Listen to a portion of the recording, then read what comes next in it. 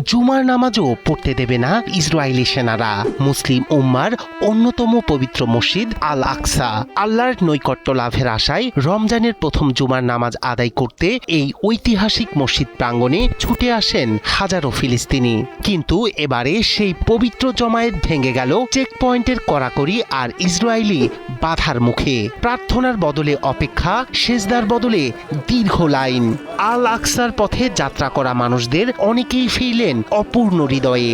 রমজানের প্রথম জুমা যা হওয়ার কথা ছিল আত্মার মিলন মেলা, তা পরিণত হলো বেদনা আর বঞ্চনার এক নীরব দৃশ্যে।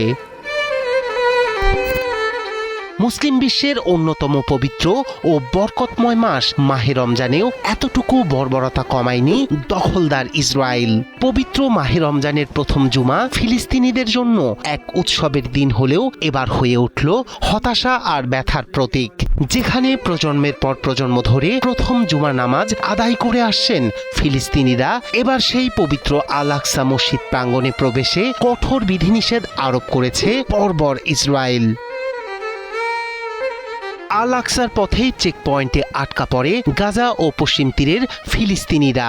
শুক্রবার ছিল রমজানের প্রথম জুমার নামাজ, কিন্তু অধিকৃত পূর্ব জেরুজালেমের আল আকসা মসজিদে প্রবেশের পথে ইসরায়েলি চেক পয়েন্টে আটকা রইলেন হাজারো ফিলিস্তিনি। রামাল্লার কাছে কালান্দিয়া চেক পয়েন্টে সকাল থেকে লাইনে দাঁড়িয়ে প্রবেশের অনুমতির অপেক্ষায় ছিলেন তারা। বিশেষ অনুমতি সাপেক্ষে সর্বোচ্চ 10,000 ফিলিস্তিনিকে মসজিদে প্রবেশের অনুমতি দেয়া হয়েছিল বলে দাবি করেছে ইসরায়েলি কর্তৃপক্ষ। নতুন নিয়ম অনুযায়ী 12 বছর থেকে 55 বছর পর্যন্ত পুরুষরা নামাজ আদায় করতে পারবে না পবিত্র এই মসজিদে।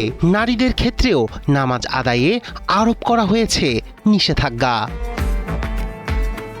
আগের বছরগুলোতে 2.5 লাখ মুসল্লি আল আকসায় নামাজ আদায় করতেন। এবার সেই ঐতিহ্য এখন বিপন্ন। ফিলিস্তিনি সংবাদ সংস্থা ওয়াফা জানিয়েছে, পশ্চিম তীর থেকে প্রবেশের কোটা ইতোমধ্যেই পূর্ণ। নতুন নিয়মের ফলে ভেঙে পড়েছে বহু প্রজন্মের চলমান ঐতিহ্য।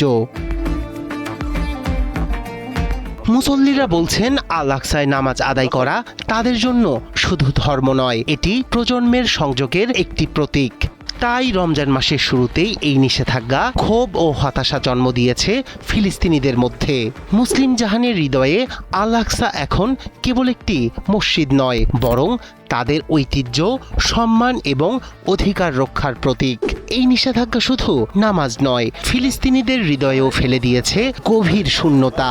আল আকসা এখন শুধু মসজিদ নয়, এটি তাদের অধিকার, ইতিহাস এবং প্রজন্মের স্বপ্নের প্রতীক।